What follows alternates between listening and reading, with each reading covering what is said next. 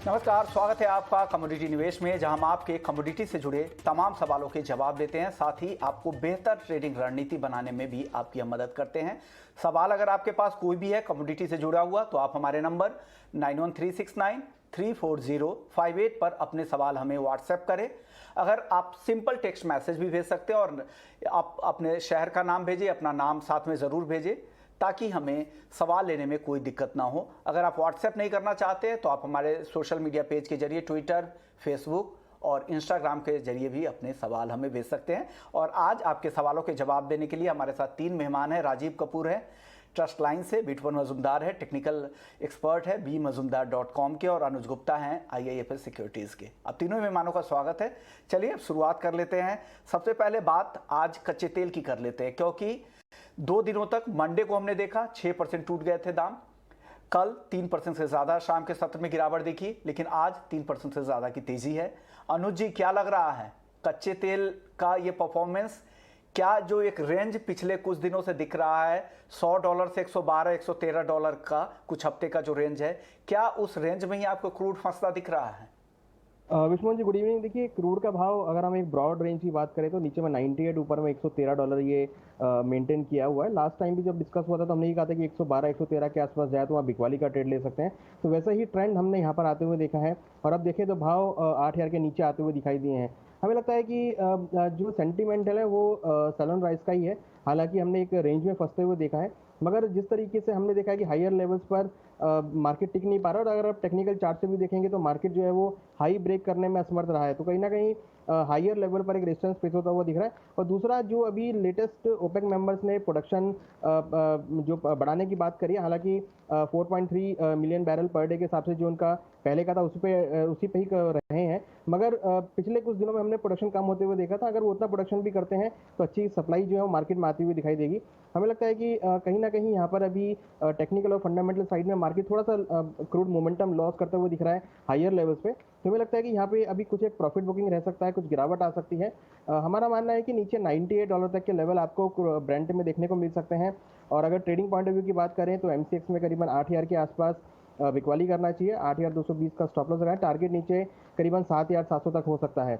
वहीं अगर हम ऑप्शन ट्रेडिंग की बात करें तो 7,800 का जो पुट ऑप्शन है उसमें खरीदारी कर सकते हैं करीबन 190 के आसपास में। 150 का उसमें स्टॉप लॉस लगाएं, टारगेट 250 तक देखने को मिल सकता है। तो हमें लगता है कि एक इवनिंग सेशन में मार्केट सैलून राइज का देखने को मिल सकता है। राजीव जी, क्रूड को लेकर आपका व्यू क्या है? आप क्या सलाह दे रहे हैं आज? नमस्कार विश्वमोहन जी, मुझे भी लगता है कि क्रूड ऑयल में सैलून रैली की स्ट्रैटेजी को ही अडॉप्ट करना चाहिए। हालांकि मैं आज सिर्फ इंट्राडे के लिए ही कॉल दे रहा हूँ। मेरी राय में 8,020 के आसपास अगर आज बाजार देखने को मिलता है तो बिकवाली कर सकते हैं, और स्टॉप लॉस मेंटेन करना चाहिए 8,100 रुपये का। टारगेट मुझे लगता है 7,900 फर्स्ट टारगेट लेके चलना चाहिए, और अगर बाजार 7,900 के नीचे सस्टेन करता है देन सेकंड टारगेट इसमें 7850 का रख सकते हैं। अगर मैं चार्ट्स की बात करूं तो 8,000 से लेकर और 8,050 के बीच में एक इम्पॉर्टेंट रेसिस्टेंस जोन है, जिसे बाजार ने कल भी ब्रेक करने की कोशिश करी और बाजार वहीं से नीचे फिसला था। तो मुझे लगता है बाजार इस रेसिस्टेंस के आसपास फिर से एक बिकवाली का एक मौका दे सकता है। बट 8,100 का स्टॉप लॉस इसलिए मेंटेन करना है क्योंकि बाजार अगर ट्रेंड मीडियम टर्म में ट्रेंड थोड़ा सा रिवर्स करता है तो फिर बाजार ऊपर में फिर 8,300 8,400 तक भी उछाल दिखा सकता है। तो 8,100 का स्टॉप लॉस लेना बहुत ज़रूरी है। ओवरऑल ऐसा लगता है कि जो स्ट्रक्चर है माइल्ड बेरिश होता हुआ दिख रहा है। बाजार अपनी बुलिशनेस को छोड़ रहा है बाजार।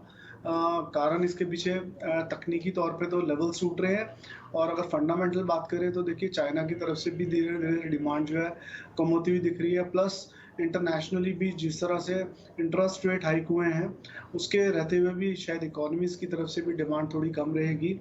अभी जो सिर्फ क्रूड ऑयल को एक ही चीज़ सपोर्टिव रोल प्ले कर रही है, वो कर रही है रशिया यूक्रेन का जो युद्ध चल रहा है उसके कारण ही एक छोटा सा प्रीमियम जो है ऑयल को मिल रहा है। अदरवाइज मुझे लगता है कि बाजार के जो फंडामेंटल्स है वो धीरे धीरे नेगेटिव की तरफ ही ज़्यादा इशारा कर रहे हैं।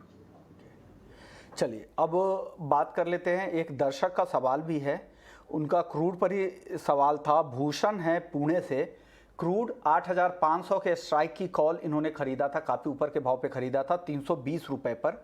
17 मई की अब एक्सपायरी भी है। बिटुपन क्या सलाह देंगे? काफ़ी नीचे आ गया है, क्या अब और नीचे जा सकता है? 87 रुपए के आसपास ये कॉल का प्राइस है अभी फिलहाल। ओके, उन्होंने 8,000 कॉल लिया कि 8,500 का कॉल? सर 8,500 का कॉल है, काफ़ी ऊपर की कॉल है। अरे काफी ऊपर का कॉल है, वो लेवल तो आने के लिए बड़ा मुश्किल है। लेकिन आज ऐसा लग रहा है कि पूरा मार्केट में थोड़ा सा एक रिबाउंड जैसा सिनारियो है। अगर हम लोगों ने आज अगर पूरी मार्केट को देखा, पूरे ग्लोबल मार्केट को, इक्विटीज, कमोडिटीज सभी को देखा, तो पूरी मार्केट में रिबाउंड हुआ है। क्योंकि जो यूएस के सीपीआई नंबर्स आने वाले हैं और उसके बाद कल इंडिया का सीपीआई नंबर है, ये काफी मार्केट को देखना पड़ रहा है। और जो यूएस का सीपीआई डेटा अगर 8 के नीचे रीड करता है तो थोड़ा सा पूरे मार्केट्स में, इक्विटीज में हो या बेस मेटल हो या ऑयल हो या एनर्जी में, तो थोड़ा सा एक as a broader market theme के हिसाब से एक बाउंस बैक होना चाहिए। तो मैं मान के चल रहा हूँ कि थोड़ा सा मार्केट में आज मोमेंटम पॉजिटिव है। और लेकिन उनका जो भाव है 8,500 वाला जो कॉल है उसमें काफी आउट ऑफ द मनी है। और मुझे नहीं लग रहा कि वो भाव आ सकता है, क्योंकि 8,600 8,500 का बड़ा जो रेंज है टूटने वाला नहीं है इमीडिएटली।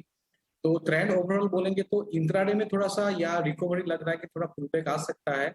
लेकिन उनके जो हायर लेवल भाव मेरे हिसाब से नहीं मिलेंगे, बहुत मुश्किल हो जाएगा। एक्सपायरी के लिए 6 दिन है और 6 दिन में इतना बड़ा रैली नहीं मिल सकता है। तो आज एक थोड़ा सा पुल बैक रिकवरी आ सकता है, ग्लोबल मार्केट सेंटीमेंट थोड़ा सा पॉजिटिव होने के कारण। तो उसी पुल बैक में निकल जाना मेरे हिसाब से बेटर रहेगा।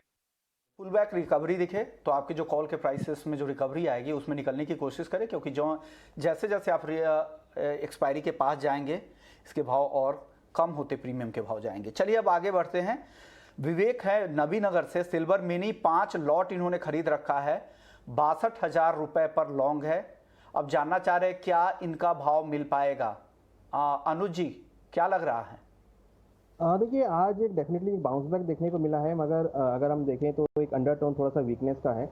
हमें लगता है कि ऊपर में भाव एक बार अगर 61,500 62,000 के आसपास मिले तो वहाँ पे निकल जाएं, क्योंकि जिस तरीके से मार्केट ने $22 का लेवल ब्रेक किया है और एमसीएक्स में भी 63,000 के नीचे मार्केट आया, तो हो सकता है कि सनराइज यहाँ पर देखने को मिले। आज सीपीआई के नंबर भी आने हैं, मुझे लगता है कि उस टाइम पे काफ़ी वॉलिटिलिटी देखने को मिलेगी, तो वहाँ पर भी एक बार मौका मिल सकता है कि एट कॉस्ट निकलने के लिए। तो हमें लगता है कि अगर एक बार 62,000 के लेवल मिलते हैं तो वहाँ पर निकल जाएं, क्योंकि अभी अंडरटोन थोड़ा सा वीकनेस का है और हमें लगता है कि कुछ गिरावट जो है यहाँ पर अभी और गहरा सकती है। तो हमारी राय है कि सनराइज का मार्केट रहेगा, तो अगर बाउंस मिलता है तो वहाँ पर निकल जाएं। अगले दर्शक क्रिश हैं, दिल्ली से रेगुलर कॉलर है, कॉपर ट्रेडर हैं। राजीव जी कॉपर पर क्या सलाह देंगे क्रिश को? विश्वमोहन जी, थोड़ा सा एक पुल बैक तेजी लग रहा है। और जिस तरह से बाजार कल 744 का लो लगाकर और एक क्लोजिंग सेशन पे एक रिकवरी दिखाया था, और वो रिकवरी अभी भी कंटिन्यूटी में दिख रही है आज के सत्र में भी। मुझे लगता है कि रैली और कंटिन्यू कर सकती है 766 से 768 रुपए तक। तो खरीदारी करके चल सकते हैं कॉपर में अराउंड 758 पर। स्टॉप लॉस रखना है 754 का, टारगेट रखना है 766 का। मनीषा जी हैं पलवल से, कॉपर और जिंक का इंट्राडे के लिए टारगेट जानना चाह रही हैं। बिटुपन क्या टारगेट है कॉपर का इंट्राडे के लिए और जिंक का, दोनों का? कॉपर और आज जिंक मुझे लग रहा है दिन में पॉजिटिव रहना चाहिए। और कॉपर में भी थोड़ा सा मार्क रिवर्सल जैसा एक फॉर्मिंग रीजन जैसा प्रॉपर नहीं होने से भी थोड़ा सा रिवर्स लग रहा है कि ये शॉर्ट कवरिंग रैली आ सकता है। तो 768 770 इंट्राडे में पॉसिबल है, लेकिन थोड़ा डिप्स में बाय कीजिएगा। 757 750 जैसा लेवल मिलता है तो बाय करना है, क्योंकि मेरा ठीक वही है कि मार्केट में थोड़ा रिकवरी दिख रहा है मुझे। और कॉपर में जिंक में भी मुझे लग रहा है कि मार्केट अभी 314-15 के आसपास जो है वो लग रहा है कि 318 320 के आसपास पहुंच सकता है जिंक। तो जिंक में भी बाय कर सकते हैं 312 के आसपास। तो मोमेंटम अभी कॉपर जिंक में मेरे को लग रहा है कि पॉजिटिव में है। इंट्राडे के लिए लीजिए, इंट्राडे रिकवरी है, ऐसा नहीं कि होल्डिंग के लिए इंट्राडे के लिए टारगेट्स है। ओके, इंट्राडे में रिकवरी दिख रही है तो खरीद कर जा सकते हैं। इंट्राडे के लिए ही सिर्फ कॉल है तो कैरी नहीं करें। चलिए आगे बढ़ते हैं, करुणेश का कॉल ले लेते हैं। हरिद्वार उत्तराखंड से इन्होंने सवाल भेजा है। एल्युमिनियम इन्होंने 230 रुपये 30 पैसे पे बेच रखा है। I have sold aluminium. Sir Anuj ji क्या करें, ये शॉर्ट पोजीशन है 230 रुपये 30 पैसे की। देखिए बेस मेटल में भी ट्रेंड थोड़ा सा डाउन है, हमें लगता है कि इनको इनका रेट मिल सकता है, तो हमारी सलाह है कि एल्युमिनियम में इनको होल्ड करना चाहिए। अभी एक 232.60 के लेवल्स के आसपास ट्रेड कर रहा है, हमें लगता है कि नीचे में 228 225 तक के लेवल इनको देखने को मिल सकते हैं। तो यहाँ पर हमारी सलाह है कि इनको होल्ड करना चाहिए। शाम के वो सेशन में एक्सपेक्टेड है कि मार्केट में एक बार सनराइज का मार्केट देखने को मिल सकता है, तो 230 228 के लेवल मिलेंगे तो वहाँ पर एग्जिट हो सकता है। ओके चलिए अगले दर्शक हैं राजीव कपूर से सवाल पूछना चाह रहे हैं। मुकुंद है दिल्ली से, नेचुरल गैस का आउटलुक जानना चाह रहे हैं। राजीव जी आपके फॉलोअर हैं मुकुंद, इनको क्या सलाह देंगे नेचुरल गैस पर? विष्णु जी, नेचुरल गैस में जिस तरह से कल एक रिकवरी बनी 500 रुपए के दाम से, और आज बाजार जो है उस रिकवरी को उस तेजी को बरकरार रखे हुए है। मुझे लगता है कि थोड़ा सा डिप पे खरीदारी करना चाहिए। अराउंड 575 के आसपास आए तो इसमें बाइंग कर सकते हैं 566 के स्टॉप लॉस से। मुझे लगता है 588 तक के टारगेट्स इसमें इंट्राडे में देखने को मिल सकते हैं। ये व्यू है आपके लिए। चलिए अब अगला सवाल है दिल्ली से, किया है राज ने। सिल्वर में आज क्या टारगेट बनता है? बिटुपन के सिल्वर का टारगेट आप क्या दे रहे हैं राज को? सिल्वर में थोड़ा मुझे लग रहा है इंट्राडे में रिकवरी है, लेकिन सिल्वर में ट्रेड करना गोल्ड एंड सिल्वर में थोड़ा सा आज के लिए रिस्की रहेगा, क्योंकि जो यूएस का इन्फ्लेशन डेटा के बाद काफी वोलेटिलिटी रहने वाला है। और सिल्वर का जो भी लेवल है नीचे 60,000 के लेवल अगर टूट जाता है, ये काफी इंपॉर्टेंट लेवल है, क्योंकि वोलेटिलिटी आ सकता है। तो 60,000 के अगर लेवल टूट जाता है तो यहाँ से मार्केट में रिस्की हो जाएगा लॉन्ग पे रहने के लिए। तो थोड़ा इंट्राडे में लग रहा है कि अभी जो मोमेंटम कैरी कर रहा है 61,200 के आसपास है, तो यहाँ से 200-300 रुपए अंदर एक बैक मिल सकता है मार्केट में, लेकिन बड़े पोजीशन मत रखिए और इन्फ्लेशन डेटा के लिए वेट कीजिए। ओके, अब अनिल भाई हैं सूरत से अगले दर्शक। इनका सवाल है कि इन्होंने 1 लॉट गोल्ड 50,481 रुपए पे 50,481 पर 1 लॉट गोल्ड शॉर्ट कर रखा है। अब क्या करें? आज सीपीआई के डेटा भी हैं यूएस में। अनुज जी क्या सलाह देंगे इनको? देखिए हमें लगता है कि इनको होल्ड करना चाहिए, क्योंकि 1860-1870 डॉलर काफ़ी स्ट्रॉन्ग रेजिस्टेंस है, जहाँ से हमें लगता है कि अगेन मार्केट में एक सेल ऑफ आ सकता है। और नीचे एक्सपेक्टेड कर रहा है कि 1830-1820 डॉलर के लेवल यहाँ देखने को मिल सकते हैं। तो यहाँ पर ये पोजीशन को होल्ड कर सकते हैं। 51,050 पे स्टॉप लॉस लगाएं। नीचे एक्सपेक्टेड है कि 50,500 से लेकर 50,300 तक के लेवल देखने को मिल सकते हैं, तो वहाँ पर वो प्रॉफिट बुक कर सकते हैं। अगले दर्शक है सुब्रता सिन्हा है पश्चिम बंगाल से। इनका सवाल जीरे को लेकर है, क्या किस प्राइस पर जीरा खरीदना चाहिए? राजीव जी क्या सलाह देंगे? देखिए, जीरे का जो करेक्शन था वो करीबन 20,000 के आसपास। जीरे के करेक्शन में हमने 20,000 तक एक फॉल देखा, 20,500 तक। मुझे लगता है कि एक रिकवरी और जीरा दिखा सकता है रफली 21,500 21,600 तक। और अगर खरीदना है, खरीद के चलना है, तो थोड़ा बाजार को थोड़ा करेक्ट होने दें। अराउंड 20,800 के आसपास खरीदें इसे, और स्टॉप लॉस रखें 20,450 का, और टारगेट लेके चले 21,400 रुपये का। अगले दर्शक है लोकेश साहू हैं राजस्थान से। एनजी इन्होंने बाई कर रखा है 636 रुपए पे, काफी ऊपर की बाइंग है। बिटुपन क्या लग रहा है एनजी नेचुरल गैस में?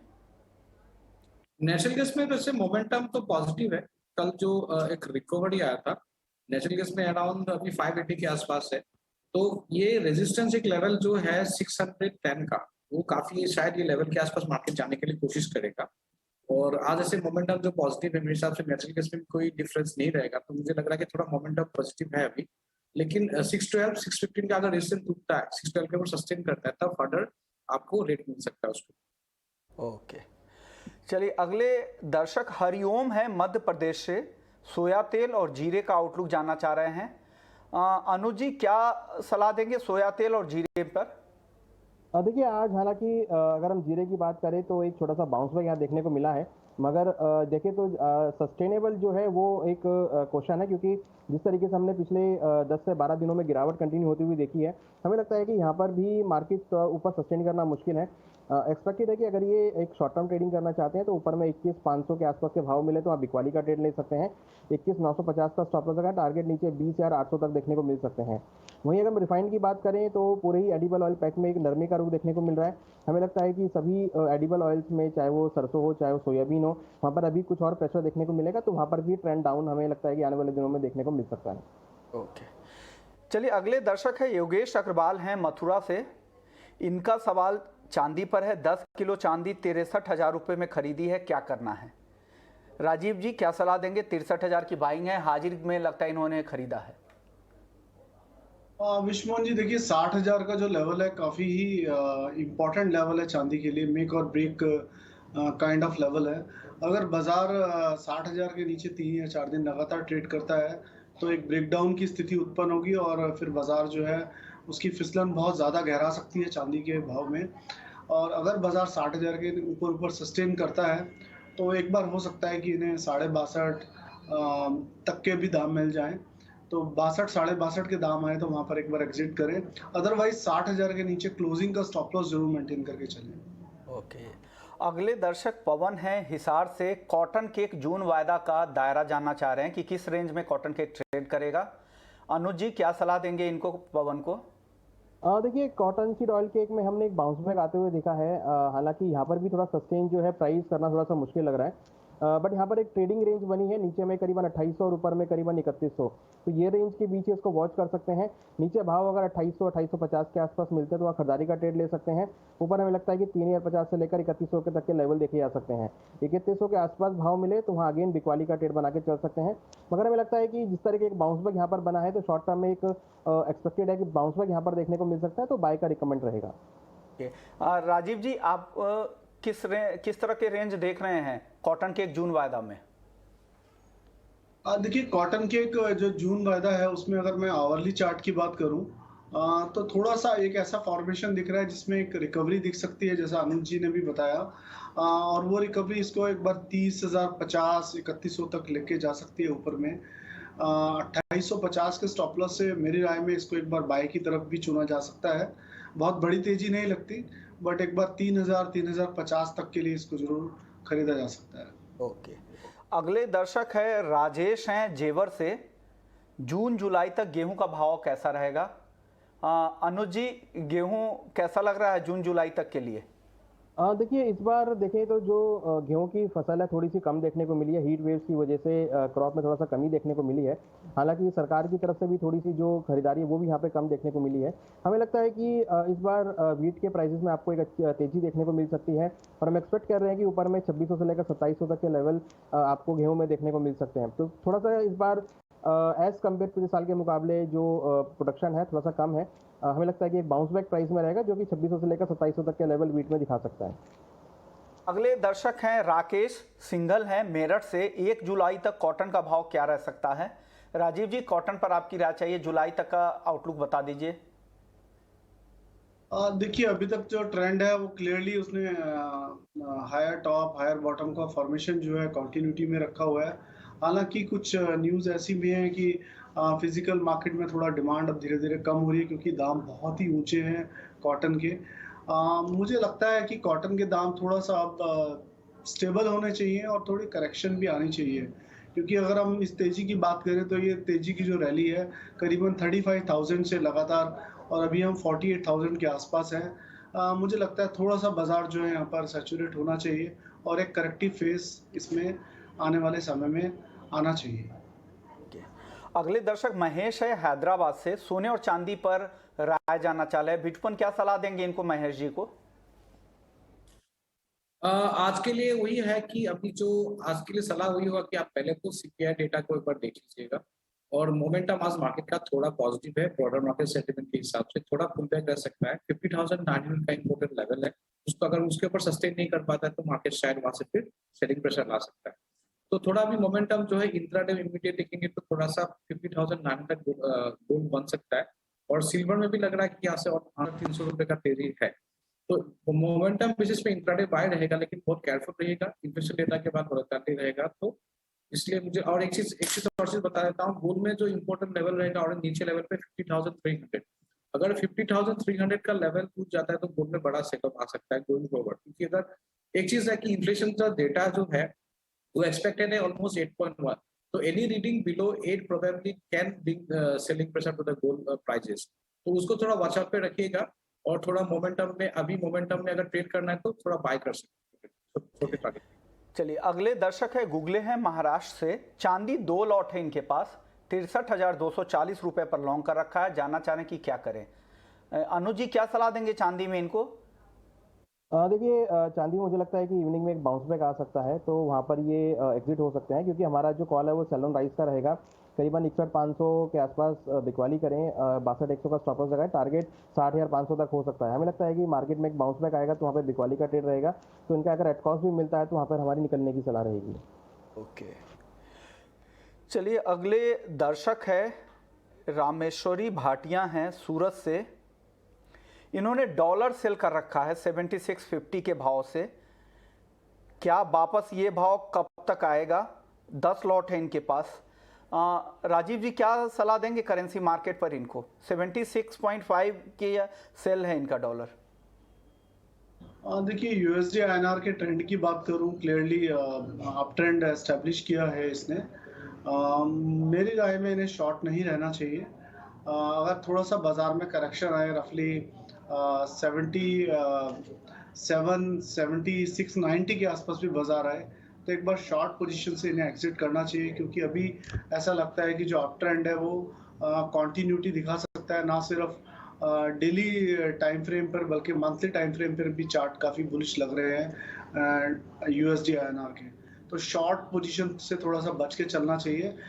शॉर्ट पोजीशन तभी एस्टेब्लिश करनी चाहिए जब बाजार वापस 75-50 के नीचे सस्टेन करता है। पवन है हिसार से, इनका एक और सवाल रह गया था। अनुज जी आपसे जानना चाह रहे थे कि ग्वारसी जून वायदा का रेंज आप किस तरह का देख रहे हैं? देखिए आज एक थोड़ा सा रिकवरी देखने को मिला है और मुझे लगता है कि थोड़ा सा बॉटम आउट होती हुई दिखी है।